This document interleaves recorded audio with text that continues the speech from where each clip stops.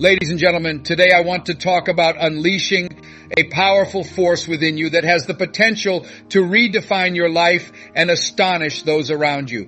This force is your ability to shock them, to exceed expectations, to break barriers, and to achieve what others thought was impossible. Too often we let doubt and fear dictate our actions. But now is the time to turn the tables. Imagine living your life in such a way that your achievements and resilience leave people in awe. This is not about seeking approval or validation from others. It's about showing yourself what you are truly capable of. Today, I challenge you to tap into your hidden potential, to embrace your boldest ambitions, and to shock everyone, including yourself, with what you can accomplish. Most of us live our lives based on what other people think of us. There was a movie with Jim Carrey that I saw a few weeks ago. It was called, not a very well-known story, but there was one line that made the movie worth seeing for me. It was easy to catch this young man's birth, that someone set up a huge studio. It was based on the real life of a person who was used in a soap show. Everyone knew except for him. Everything was made up or fabricated.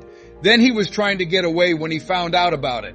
Someone said, "He won't get out." The guy asked, "Why?" He said he wasn't going to leave. He asked, "Why would you say that?" He said this because most people are okay with the way things are. Can you hear that? You see, most people aren't making money. Why? They are poor because they were born that way and lived their lives without knowing it. They don't understand that they can get more. They don't know they can be better. They say the words, "The Bible's price has helped me do everything." In our minds, we're more than victors. That's how you judge. If someone knows for sure, you do it even if you don't know it. You're living it if you know it. You're creating or making it happen if you know it. So when you look at yourself, you need to have this picture of who you are beyond your problems. Every day you need to look at yourself. I can do this. This is something I can make happen. I'm blessed and very lucky. I should have good things happen to me. You need to remind yourself of your goals every day. Follow this path. Get a 3x5 card for me. Here's a Bible verse for you to write on the back of that card. Matthew, the 7th chapter and the 7th line. You only need to ask and it will be given to you. You will find what you are looking for. If you knock, it will be open for you. Everyone who asks will receive. The one who looks for finds. And the person who knocks will have it open. Put that on one side of the card now. Also, write down your goal on the other side. Read that 3 times every day, no matter what the goal is. My plan was to buy a house for my mom. That's what I read 3 times every day. It will be given to you if you ask. You will find what you are looking for. If you knock, it will be open. Every day. Right now I have a goal. This card shows my goal. It gets read 3 or more times a day for me. First I read that Bible verse and then I read my goal to help me remember it. Why our thoughts can pull things together, showing off. How many of you have thought about someone and then got a call out of the blue? Please raise your hands. I just had a thought about you, you say. I'm thinking about you. You see, thoughts are strong. Psychologists say that every day we have between 40 and 50,000 thoughts. Now you want to start to focus on your thinking. Keep one eye open. Plan to pay attention. You want to start being disciplined and taking charge of your thoughts. There are a lot of things in life that can distract people, and most people never reach their goals because they let them. You could have seen Peter still walking on the water if he hadn't let himself get sidetracked. The scandal going on in the White House is worrying everyone. People are so interested in it that they buy newspapers and books to read about it. They should be crazy about their own lives. What are you going to do? You should be so focused on your own life that you don't notice what's going on around you. Just keep the important thing in mind. You don't need time. People ask me if I think he did it. I don't care and don't know. It's not making me any money. And if I were giving him advice, all I would have done in front of that grand jury is start speaking in tongues. That must have fixed them. Corvette, a Honda, dozen, Lexus, Toyota, yes. Then what would Ken Starr say? Double check. They wouldn't have been able to charge him with lying. The next day, news stories were read. The president talked in strange languages. I need to pray for all of you, Lord. Hey, everyone. Something else. That is, now let's talk about something else. You need to start taking risks. Note that down. He said that you can't grow if you don't take risks. You can't be your best if you can't grow. You can't be happy if you can't do your best. What else is there if you can't be happy? What do you know? That was 23 years ago when I saw Dr. Norman Vincent Peale. I wouldn't take the chance for 13 years though. I stayed in my safe zone for 13 years. I told Les Brown over and over again for 13 years, you can't do that. Les Brown, you can't have people like that. Les Brown, you don't know enough, have enough money, or have the right skills to be that person. I said over and over, I can't do that. An old African saying says that the enemy outside cannot hurt us if we don't have an enemy inside. The bishop tells me I have an enemy inside me. There's no enemy inside you, right? How many of you have been your own worst enemy? Put your hands up. You have to be ready to leave your comfort zone. That could not have been said to me by anyone. I haven't been ready to leave my comfort zone, fail, try new things, take risks, or do something in the last 12 years. I didn't do it for 13 years. At that point, I told myself I couldn't do it. I've made more than $14 million in the last 12 years. I have something to tell you. $14 million, a nice yard, and a lot of money saved up. You can also get through the winter in Birmingham, Alabama. Can you hear me? I could not have known. I have 2 books. Follow your heart. You have to win before it's over. I could not have known. No one could have told me that I was born in an empty building on a floor marked educable, mentally retarded, and no college training. 5 shows that I had planned for public television 3 years ago would have been made. The most popular talk show that was canceled was the quickest in TV history, because I wouldn't do those shows with a lot of strife. I could not have known. This is something I didn't know I could do. I know some things about you. I don't know you either. You have greatness inside you. Someone Dr. King looked up to, Dr. Howard Thurman, said something one night.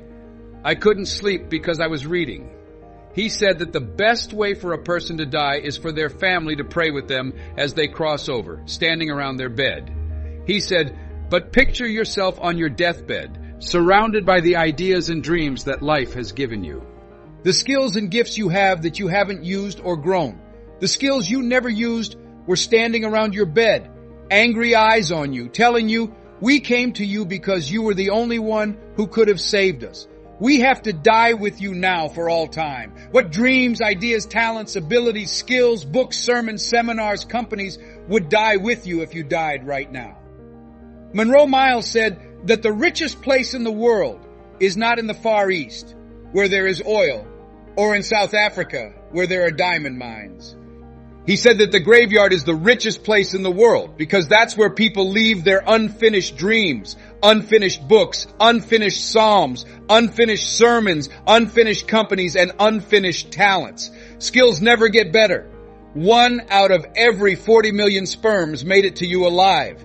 You were meant to win. To live a prosperous life, you must tell yourself every day that God wants you to be rich, successful, and wealthy. Let's work on your goals and dreams together. Here are some things to think about as you look at yourself, your life, and your situations. Note this down. Be very strict with yourself. Now think about what would have happened if Bishop T.D. Jakes had said no to the Manpower Conference when he first heard about it. What if he had let that thought die? We wouldn't be here. There are a lot of you here. There are a lot of thoughts inside you. This is what I know. As of right now, I'm leaving this place this afternoon. I will leave in an hour. In 1 hour, I make more than $150,000 to $50,000. Before now, I had no idea that I could do what I'm doing now. Your mind is very smart. You made a picture of God called an eclectus. Great things are possible for you. Some unique things are inside you. You brought it with you. Look at your life and decide to take risks.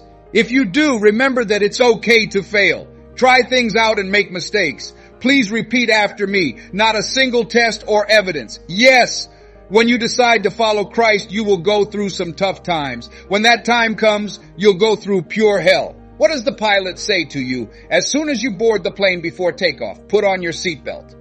Why? Because there will be some rough air before you reach a comfy height. The man looked at me and told me I have prostate cancer. Life was giving me a test. The surgery can't be done because your growth is too big. We are going to give you beams, seeds, and transplants. No one has ever gotten more than 90. I got 238. 3 weeks ago, I went back. They looked at my PSA number, which shows that I have cancer in my prostate. from 1 to 4 is fine. On top of that, you have cancer that is growing. It was 6. 1 when I went for the first time a year ago. They gave me an MRI when I went to Howard University Hospital 3 weeks ago. It was 10. 5. He said, "I'm sorry to tell you this." And she asked, "What do you mean?" "Things are the same for you now as they were when I spoke, when you got here."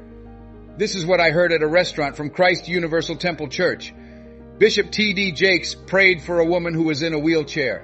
Things just seemed to come to you. He finished praying for the woman, and I'm sure some silent questions were asked, like, why didn't she get up and walk if the prayer had worked? And what he said as he left, please let healing come first. He said that healing starts in the heart. It didn't matter what his phone number was. It didn't matter what their diagnosis was. Don't decide based on how they look. You need faith to make things that don't exist happen as if they did. Do you really believe this? You could believe it if you had money, but now you don't. It's one thing to believe when things are going well in your marriage, your health, and the way your kids act like they know what's right. It's nice to say, "Oh, the Lord is blessing me." So it's simple to believe. However, once you hear that news, you won't be here for long. You have to stand up when you lose your job, or when someone you thought you'd be with forever says, "No, we can't do this anymore."